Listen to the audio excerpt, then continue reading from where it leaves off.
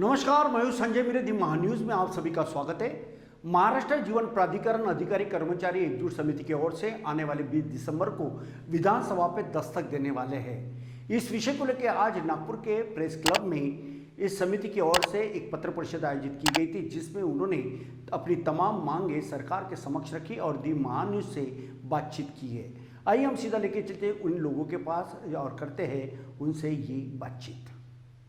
दर्शकों नमस्कार, इस समय में प्रेस क्लब में हम मौजूद है। महान्यूज़ की टीम हम आपको बता दें कि हाल ही में एक पत्र परिषद हुई महाराष्ट्र जीवन प्राधिकरण अधिकारी कर्मचारी एकजुट समिति की ओर से, और कई मांगों को लेकर इन्होंने आज की पत्र परिषद ली है। आप देख सकते हैं कि इस समय में महाराष्ट्र जीवन प्राधिकरण अधिकारी कर्मचारी एकजुट समिति की ये वही तमाम पदाधिकारी और अधिकारी है जो पिछले कई वर्षों से अपने न्याय हकों के लिए लड़ रहे हैं। सरकारें आई, सरकारें बदली, बावजूद उसके कि आज भी इन कर्मचारियों को न्याय नहीं मिला है। आखिर ऐसा क्या हुआ कि जिसके चलते इनको इतनी प्रतीक्षा करनी पड़ी। इस समय हमारे साथ में खुद गजानन राव जी है, उनसे जानना चाहेंगे। सर, ये बताइए कि आज की जो पत्र परिषद ली गई, ये लेने के पीछे का मुख्य उद्देश्य क्या था? नहीं, ये लेने के पीछे का मुख्य उद्देश्य ये है कि हम कितने साल संघर्ष करेंगे। कंटिन्यू संघर्ष कर रहे हैं। हमारे जीवन में हमारी नौकरी समाप्ति की ओर जारी है। बहुत सारा जीवन प्राधिकरण सारा समाप्त हो रहा है, परंतु हमारी मांगे को शासन ने अभी तक के गंभीरता से नहीं लिया है। जो पूर्वी का महाराष्ट्र जीवन प्राधिकरण जो है, ये पूर्वी का ही शासन से जुड़ा हुआ विभाग था, और इसे शासन के तरफ से शासन में से निकालकर इसे उपक्रम किया गया शासन का, और उपक्रम करने के कारण कर्मचारियों की जो उचित मांगे है, जो शासन के तरफ से मिलना चाहिए, वो मांगे नहीं मिल रही है। और जब शासन में से बाहर निकाला गया था, तब शासन ने यह कहा था कि इस खाते को सारे के सारे महाराष्ट्र शासन के जो नियम और यह है वो सारे के सारे उनमें उनको मिलते रहेंगे। फिर उसके बावजूद भी कर्मचारियों को नहीं मिल रहा है, जिसके कारण कर्मचारियों को तनख्वाह में और सेवानिवृत्ति वेतन में भारी मात्रा में कम पगार और कम पेंशन देना पड़ रहा है। बिल्कुल, कम पैसे में गुजारा नहीं होता, ऐसा इनका मानना है। आइए हम और भी कुछ यहाँ पे अधिकारी उनसे जाने। सर, आपकी क्या मांग है? मैं आनंद भालाधरे, एकजुट कमेटी जो है उसका मैं मेंबर हूँ।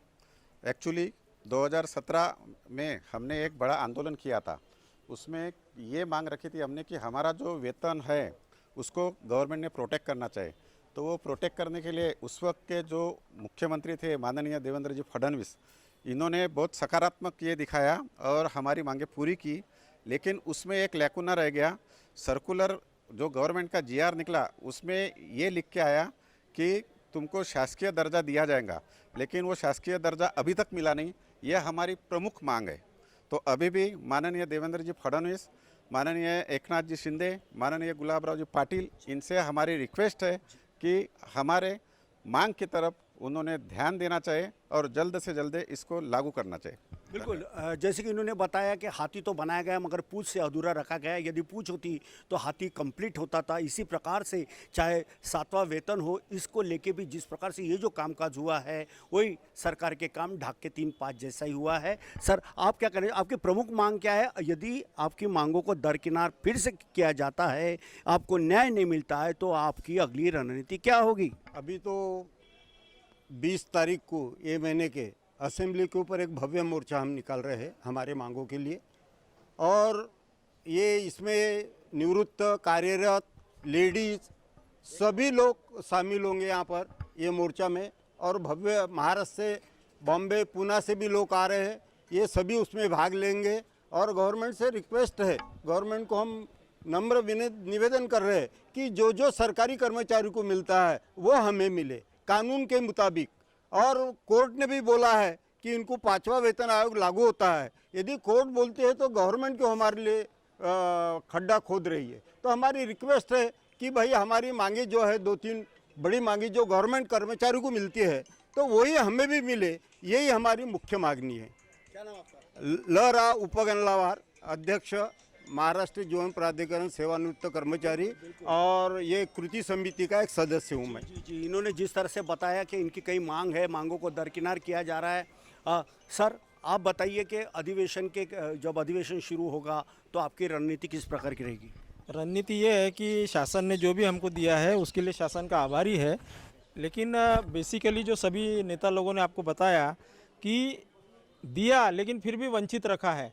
तो इसके वजह से एक विधेयक लाके शासन ने, अगर शासकीय कर्मचारी जो हम पुराने थे, महाराष्ट्र में जितने भी लोग पानी पी रहे हैं, जितनी पेयजल व्यवस्था हमने की है, तो ये सब पुराने लोग हैं, 1960 से कार्यरत है। आज उनकी हालत ऐसी है कि उनको निवृत्ति वेतन के लिए भटकना पड़ रहा। तो मेरी विनंती है कि शासन ने यह अधिवेशन में जो रिजोल्यूशन है वो पास करके कंप्लीट गवर्नमेंट सर्वेंट का दर्जा देना चाहिए। अगर ये मांगनी मान्य नहीं होती तो लोकशाही माध्यम से इस मोर्चा को और तीव्र किया जाएगा। तो आप थे तमाम यहाँ के अधिकारी पदाधिकारी जिन्होंने ऐसा बताया कि यदि सरकार न्याय नहीं देती तो अन्य ऐसे भी मार्ग है, ऐसे भी रास्ते हैं जिससे ये अपनी मांगे मनवाने के लिए पूरी तरह से तैयार है। लेकिन दर्शकों, एक बात तो तय है कि देश को आज़ाद हुए आज